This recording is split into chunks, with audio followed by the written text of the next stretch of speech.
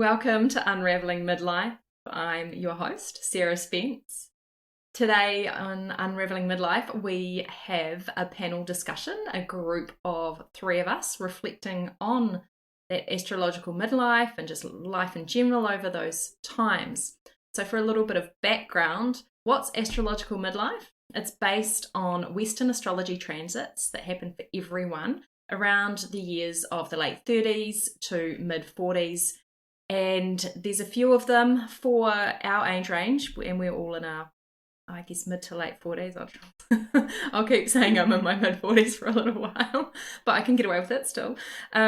We are of that generation where we had our Pluto square first, and the influence of that energy is like facing your biggest fears. Like your life can feel like it's falling down. Doesn't happen to everyone in exactly the same way because everyone has a natal chart, astrology chart that has other things going on as well.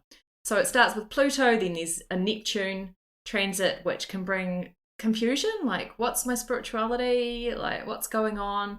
And then there's a Uranus, which is like the big shake-up, and traditionally it's the Uranus opposition when Uranus is 180 degrees from where it was when you were born. That is kind of the midlife crisis transit, the one where people buy sports cars and get divorced and things like that. And on reflection, I did actually buy a car that looked a little bit more sporty than I usually would under the early influence of that transit, and then I felt like I just walked straight into it. Like such a classic. And then there's a Saturn opposition, so you might have heard of Saturn return at 29, growing up, maturing, getting into responsibility. This is like the half point where it's really stepping up responsibility, and I know that's definitely been true for me. So there are other episodes about that go in more in depth into those transits. I'll put the link in the show notes. But for now, I'd like to welcome the panel. We've got Sian and Toni here, so welcome. We're sitting around my dining table with cups of tea. Kia ora, nice to be here. Thanks, Sarah. My first podcast. I'm very excited. And this tea is delicious. Yeah, we've got a good, that organic India Tulsi with licorice is what we're drinking today. Beautiful. Yeah. So we kind of came up with a few questions so that we could reflect on, and I mean, and you guys are a little bit older than me. You've been through these astrological transits.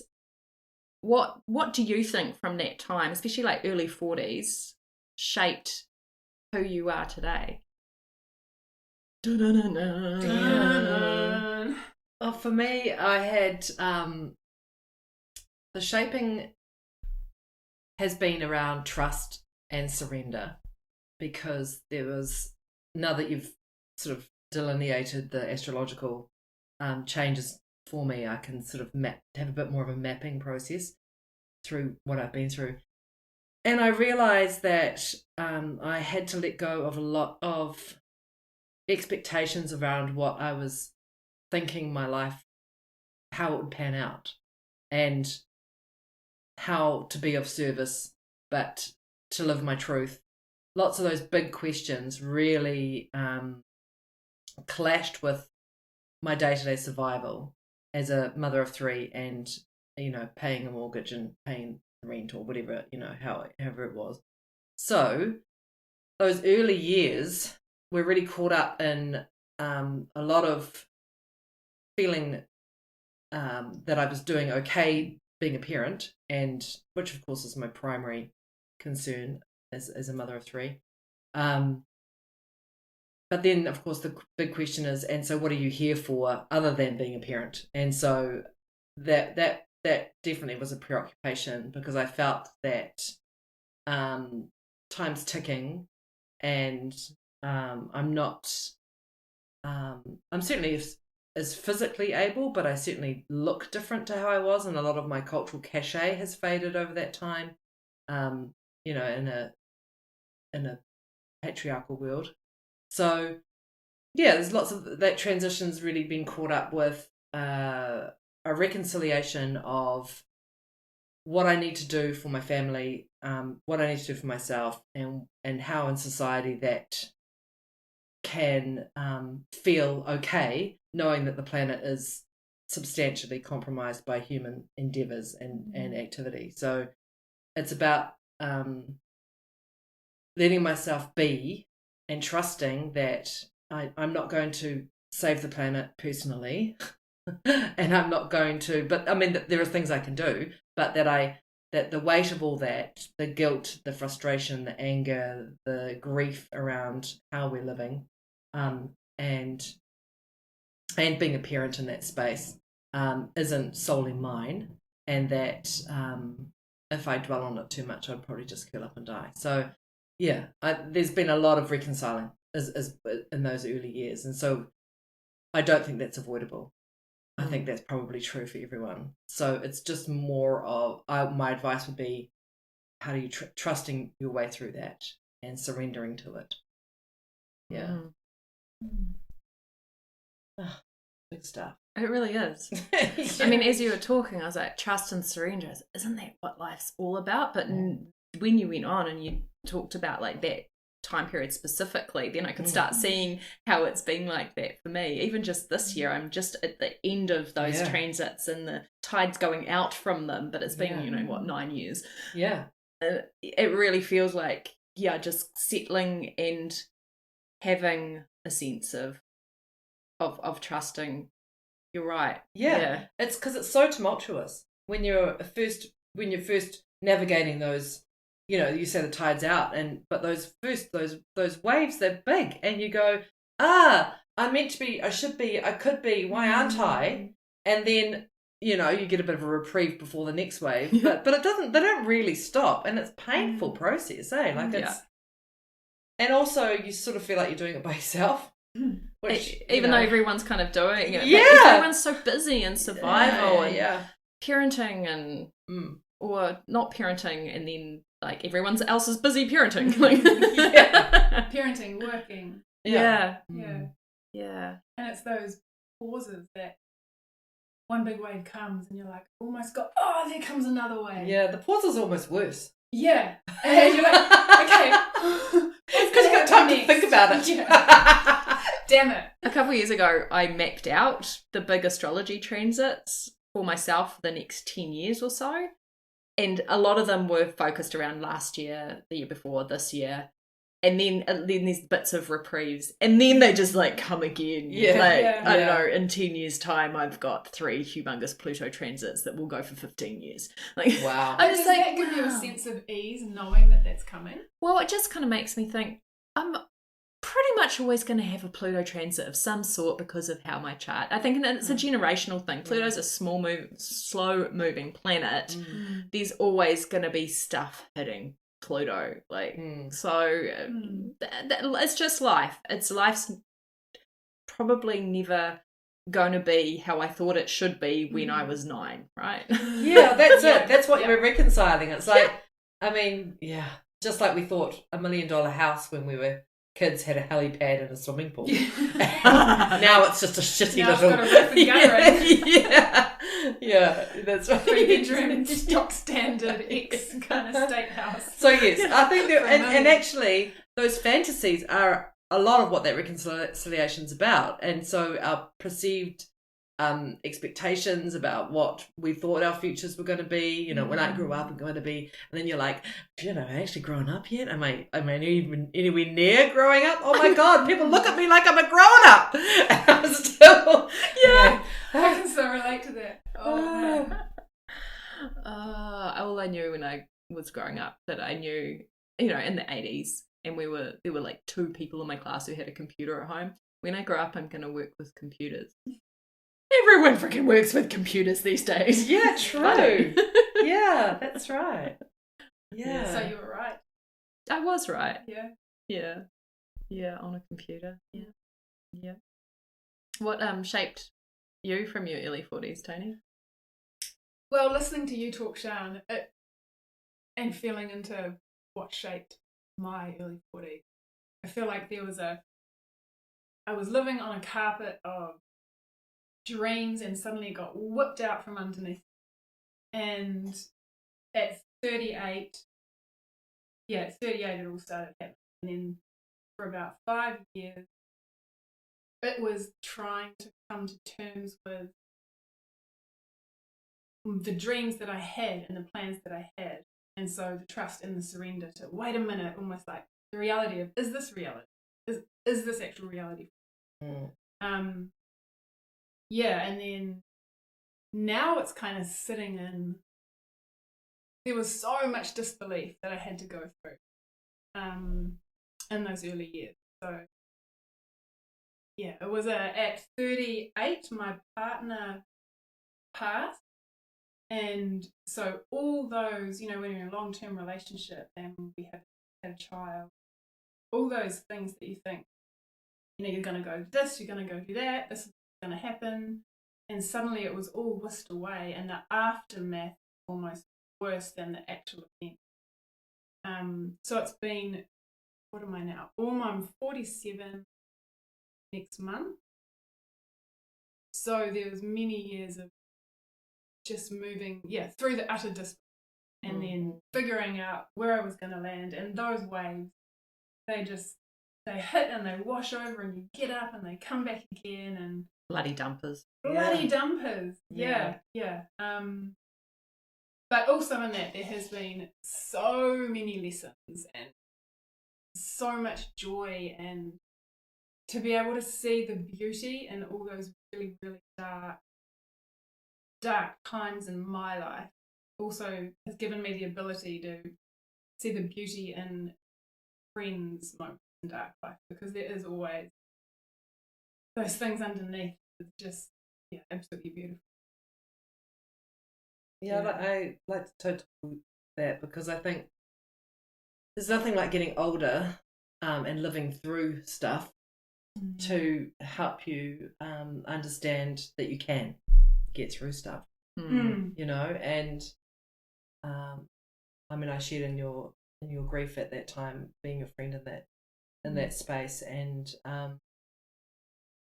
it wasn't the first, nor will it be the last significant death of our lives, but it's truly profound how we can learn and move through with, still with the grit on us, And the beauty, though, in it, all of it.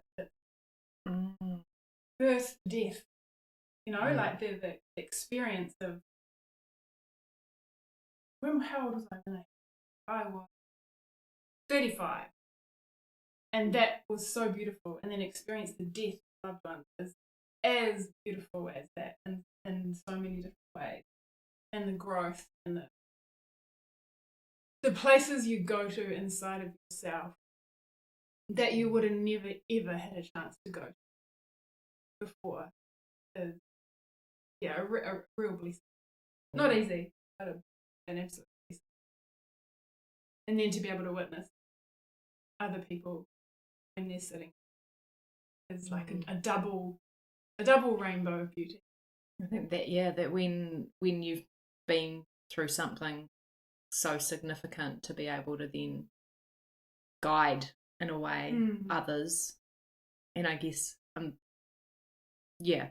thinking of something in my life where I'm having to step up and be responsible and know and learning from other people that have been in similar positions. This is a kind of aging parent situation, and know that I'll be able to help other people. So I'm getting other people's experience that's helping me, and then I will be able to, and already I'm able to kind of say and help some other people with the beginning steps of other things. So the beauty and growth, but it's so painful. It's gritty, isn't it? Yeah, it really is. Yeah. And it's so reassuring when like you're saying, then you'll be able to help us with that aging. Because you've been through the grip. I'm thinking of all the people that have shared with me their experience with the look that they had for me, like, oh, you're just starting on that journey, but there is beauty in it. My astrology teacher told me that. I've interviewed her on this podcast too. I think it was episode 9. Yeah, and she said it can be really, really beautiful. Yeah. Well, what's the best thing about now? oh, you can just like not care. About all the little things. Like, it feels like all the little things that I used to care about before. Just giving yourself that permission to slow down and live with less. Like, I notice around me, and that's normal life, but there's you striving to get the bigger job or the bigger car or the bigger house or the next brand of cell phone or whatever it is. And I just sit back and I go, wow, yep, okay. And I don't feel a need to do any of that. Whereas when I was younger, you kind of have these thoughts or ambitions or plans of this is what I want, but actually none of that really matters. It's more important for me to have this beautiful cup of tea. I find that sometimes something happens and I go, oh, that was one of my dreams from like so long ago. I'd forgotten about it, but then it like pops up. Does that happen to you guys? You mean a literal dream or an aspiration? Aspiration. Right. Yeah. Well, do you know, I mean, I'm a twitcher, right? Which is a person who loves birds. Okay. And so... Also, are you twitching? Yeah, I am twitching. I've only come across those words just because but I didn't realize I was really a twitcher. But I love birds. Oh. I spend a lot of time in my garden contemplating the birds and gardening, I suppose. Actually, that's something that I've done in my 40s, is I've developed a garden at the house that we live at. And that brings me probably the greatest challenge and joy and destruction and creation and all the polarities, because there's failures and there's fabulous accidents that you didn't plan, and all those wonderful things about gardening that really humble you.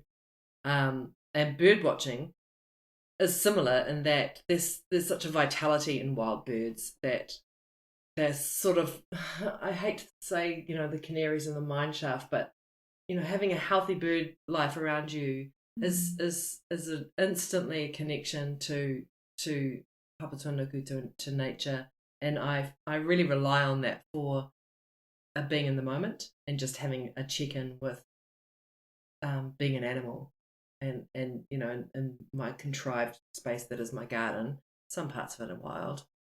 Your garden is amazing. Yeah, thank you.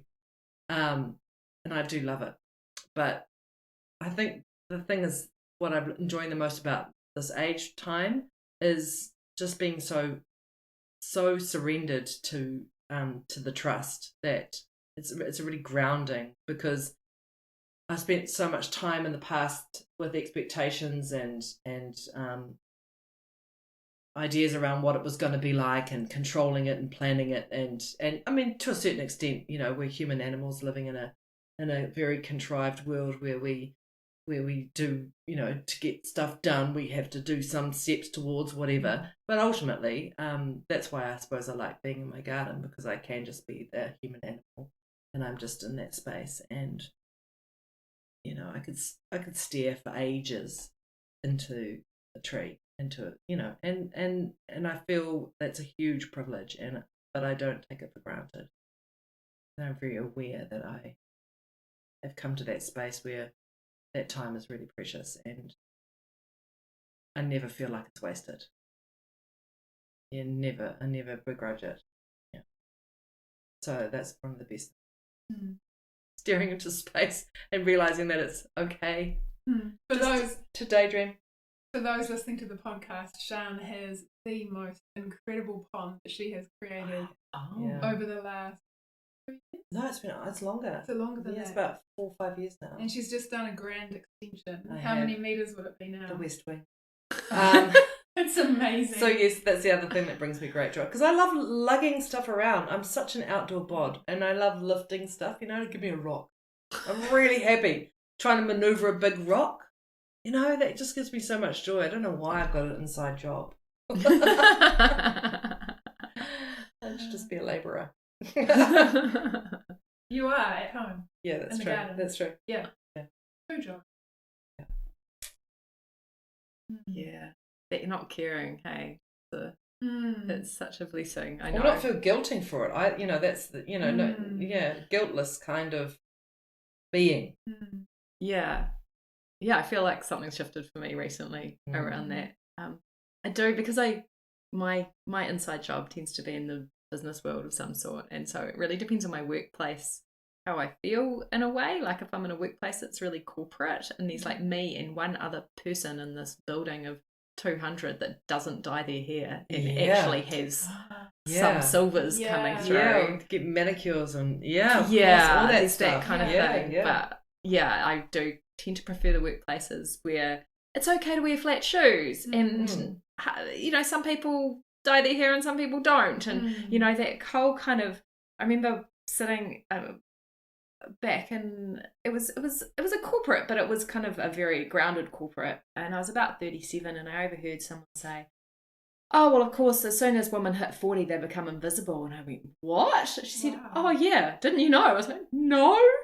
And so then starting to notice that slowly, and it took to about 42 or 43, because my teacher said, oh, my skin's gone really kind of, I've got all these kind of aging things happening. She said, oh, that'd probably be Saturn in Aquarius for you. I was like, oh, because I'd always been guessed as 5 years plus younger than I was, and now I think I'm guessed at the correct age, which I guess isn't too bad, but I did quite like, because we live in such a youth culture. Yeah. I did quite like being thought of as younger, which I still am sometimes, and I'm like, yeah, sure, I'll take that, but why do I need to buy into this youth culture? Someone else, Karen Hunter, that I interviewed on the podcast, and she said that she notices, she didn't want to make a big thing about it, but she said just being in like the post office, I mean, not that any seem to exist anymore, but but she's in the post office. She's showing her age going to the post office. I know. Hey, I've been there last week.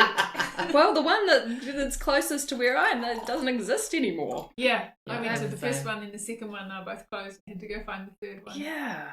Are you going to be able to get any more tea out of that pot? Well, it's a bit noisy. I don't think so. Should we pour it for the listeners? They can get jealous. I hope no one needs to pee. The tea. But I just remember that, in Karen said in the post office, like, there wouldn't be any kind of, just people not sensing that other people she there. Was there. And my mum reflects on it, because she's in her early 70s, and she said, oh yeah, I just people watch because no one notices me. Yeah. I love people watching. People watching's great, but it was a bit of a shock to the system. That's something that happened during my astrological life, was okay. And then how do I age gracefully? Like, because the best thing is to be a really good person. So this whole podcast, the 3.5 years so far, nearly, has all been about me trying to figure out my astrological midlife and what I should be doing. And as I come out to the other end, I'm like, oh, trust and surrender. Yeah, that's pretty much it, right?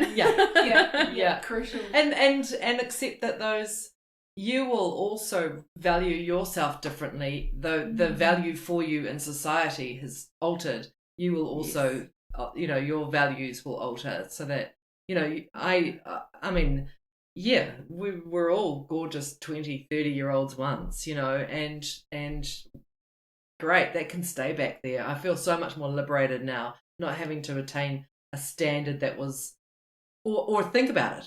I mean, I never attained a standard, but it's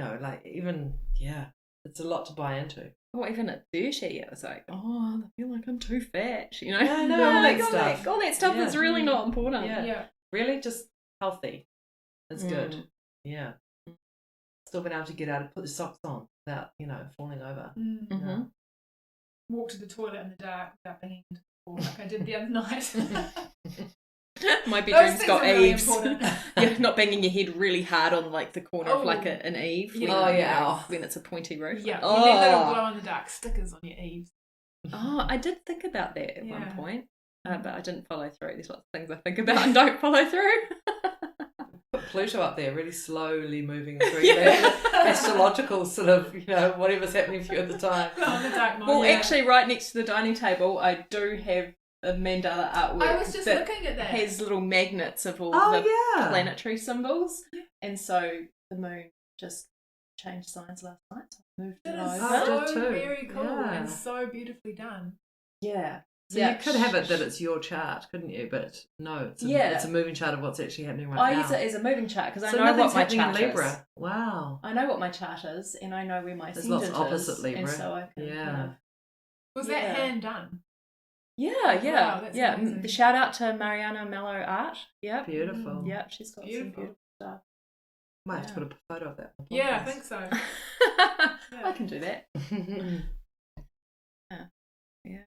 So, what advice do you think I think what we've talked about so far has kind of come through. But if we're talking to people, I don't know, in their 30s or younger, I doubt that there's very many people too much younger than 30 that listen to a podcast called Unraveling Midlife. And if anyone's older, like, what advice would you give? I think keep learning is something for me that comes up. Like, you know, I hear so many people saying, got another course, I bought another course, I'm never going to do it. But all those courses, even if you do, you know, a month of it, like, you're going to learn something and keep reading and keep. Well, that's very good for this year. Jupiter's gone into Gemini. This is the perfect year to be doing learning. Then buy all the courses. And do them. I try not to do too many at the same time. It just gets a bit much. One at a time, right? And move your way four at a time. Okay, I'm going to take that on. Sounds good. I mean, we live in such a time now where information is just abundant. A few years ago, I was like, online courses, that's never going to, take off. It totally is. I know. I should have made an online course years ago. And you know, actually, that's what you could do in your Yeah, maybe. I think my advice would be to someone in their late 30s coming into their 40s, would to really, really question their understanding or their ideas around belonging and identity. Those are things that I think you naturally do at that time. You really start thinking about how do I belong and who am I? I mean, there's a reason why people get to their 60s or 50s, 60s and start looking at genealogy, you know, and their whakapapa and working out who they were, you know, what could have come down through traits or personalities or inclinations or and how it is that you're connected to the planet through the people that you are descended from and or that you are creating for the future. So there's definitely, I think it's a good idea to start thinking about that younger, because people die or become infirm and you can't ask them the things that you wanted to ask them. And I think belonging and identity are really important to help us decolonize and to help us with the systems that are crumbling around us. And I think if you want to feel empowered going forward, that how do you belong and where do you fit in and what does connection look like and feel like to you, and how does that play out in your everyday life, maybe your work life or your private life or your social circles and things. Because I think people are getting more and more disconnected, ironically, as they are more and more internet connected and virtually connected. And I think that's going to become create some. We were talking before about the fantasy and how that's sort of like the time where fantasy ends. It's the reality's biting at 40. You're like, oh, I didn't do that and didn't do that. I didn't travel the world and learn 6 languages. I didn't meet that person that was going to help me do all those tramps that I wanted to do or whatever it might be. So the fantasy, I think it's like the rose tinted glasses. I mean, it's a cliche, but they come off and you go, okay, what am I left with? The bare bones of me. Who am I then? So where am I belonging? What is my identity? How does that make me move forward in a way that's engaged and meaningful? And I think it's a really good idea to start content and just understand that's going to be a root pursuit of your consciousness, Yeah. I love what you said with ask, because your family will. Yeah. Like it is so. Yep. Yeah. I remember being younger and sitting and having questions that I wanted to ask my parents, and I didn't ask my dad before he passed. And then about a year before my mum passed, she passed 4 years ago, I found a book in an op shop, and it was something like the grandparent journal for their grandchildren. My mum found one of those at Paper Plus. Oh, and wow. And I looked at it, and of course I started crying because I hate to think about my parents leaving. And it was, this is the neighbourhood I grew up in. Yes. And I was like, Mum, can you please fill this out for me and put the address, because she was not from New Zealand, and I haven't been to the city that she was born in. I've been to the city she grew up in from 10. And I said, but I want to go there one day, and if you're not around to ask what the address was, I'm not going to have it. Can you please write that in? All that stuff. Yeah. It's amazing. And a year before Mum passed, I asked her all these questions and wrote it all down. And she passed unexpectedly a year later, and I've still got them. And it's, it's so precious. I need to do it with my mum, and I did do it with my dad, and it was actually, the Barefoot Investor, the book. Yes. He, in one of his blogs, it was like a Father's Day, and he said, this is the best thing you can do for Father's Day. Sit your father down, video, and ask these questions. And I didn't do it exactly like that, but I did that because my dad wasn't so well at the time.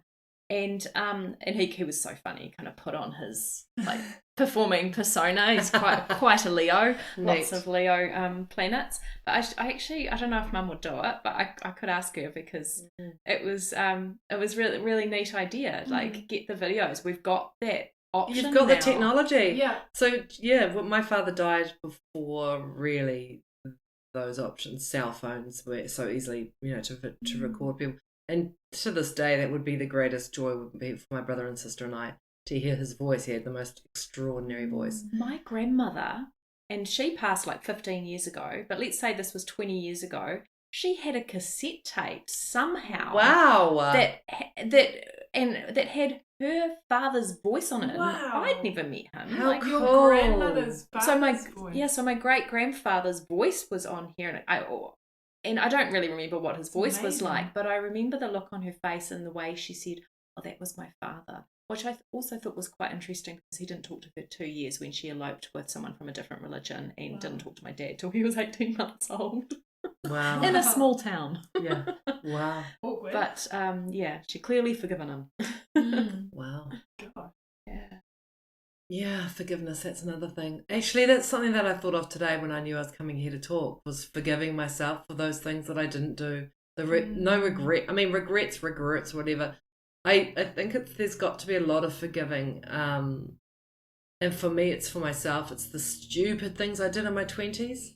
It's the really awful self-loathing things that I've done to myself. And so now, when we talked before about reconciliation and the waves, I was actually beset with a whole lot of re-emerging frustration and pain at myself. When we were talking about how the teenager kind of comes back to you. Yeah.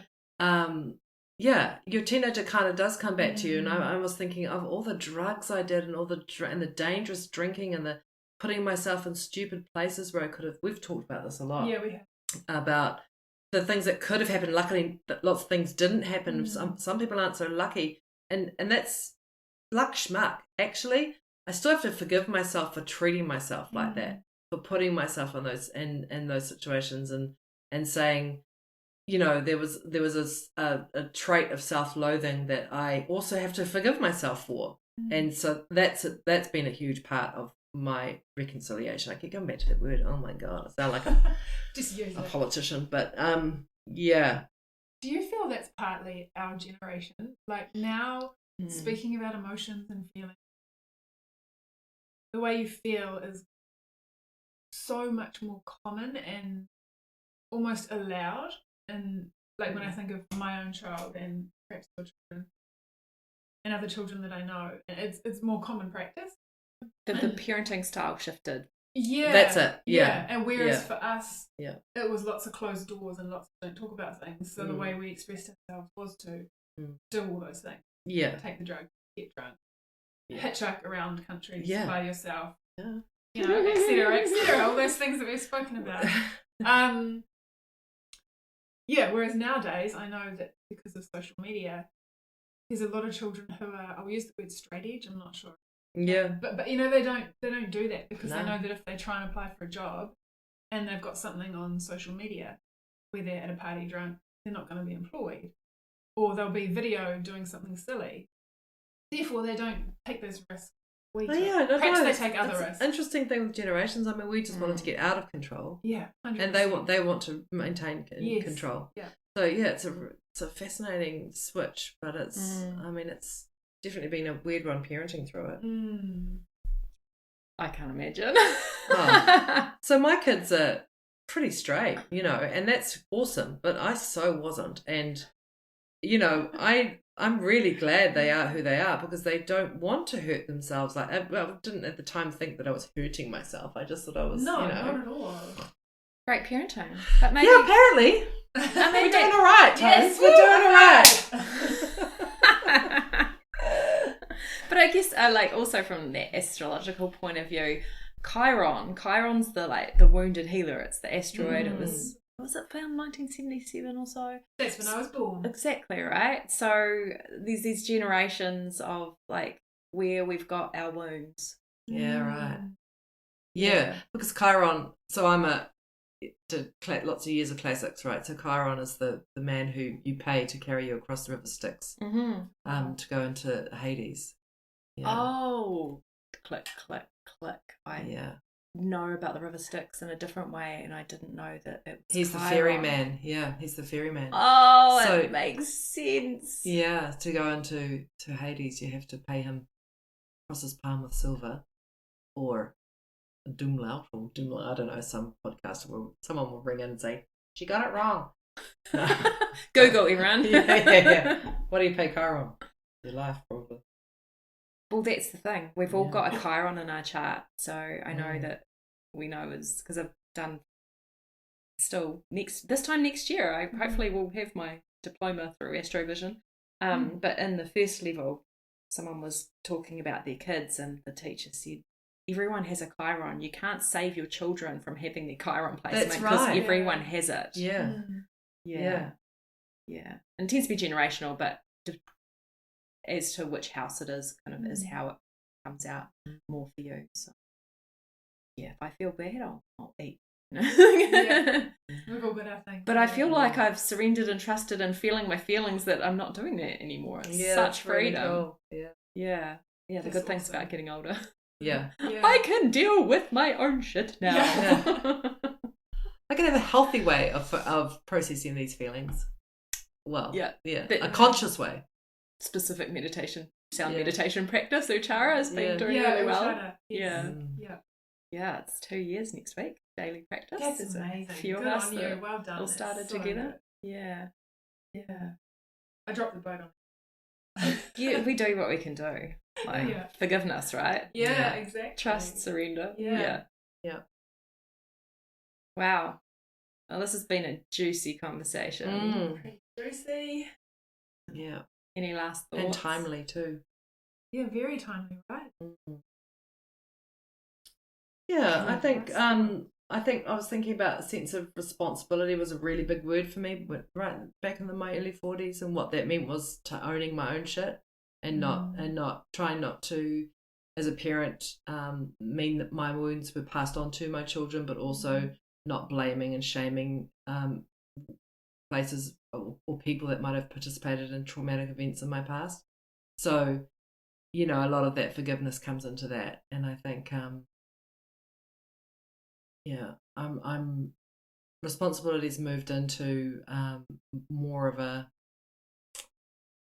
growing awareness of a self that is a human.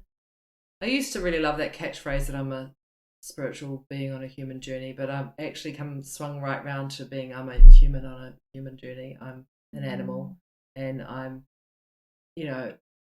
I've got to be kind to other animals and particularly humans, and make sure that I'm not leaving anyone feeling anything other than that they were shining brightly in the time that we were, locking eyes or whatever. I really feel that. I think we have a lot of onus on our fellow man to and women to be much more in each other's spaces with sharing and caring. That's what we were saying standing around your pond before we drove to Sarah's. Yeah. I was like, no, you don't have to be nice. But if you can just be kind, like get rid of the nice girl, but just be a kind person. And what you said with a human and a human body, you know, like we have the feels, we have the instinct, the fears and all those sensations in the body. And yeah, we're on a spiritual journey, but we're so in our body. We are so the flesh and the bone. We will go back to being that, you know, in the soil. And it's such a beautiful journey. How lucky we are. It's a beautiful life. Absolutely. Quick fire last question. Apart from humans, what's your favourite animal? Frogs. Oh gosh. It's always been elephants. I saw a really cool social media video of giraffes, so I'm going to say giraffes today. Yeah, was that the shadow one? The shadow one. Oh, I shared that on Facebook and it was fascinating. That's probably why I saw it. I saw a baby giraffe at the zoo a few weeks ago. Oh, well worth popping up to Auckland Zoo. So gorgeous. Yeah. Goldfish. Love them. Birds. Yeah, birds. goldfish. So many birds. I thought you would say birds. Yeah. Also a favourite of mine. I was just telling Shana a quick short story before we go in the kitchen about so we have a park in our neighbourhood, and I said to a whole lot of people, we're going to get some tadpoles for the kids. So all these people turned up at the park and no one could find the tadpoles. And I was like, that's it. Oh my gosh, how made all these people come to the park. But they were so tiny. I got the net and I found them. We scooped, I don't know, a couple of hundred maybe. Yeah. Divvied them among maybe 6 families. Yeah. Something like that.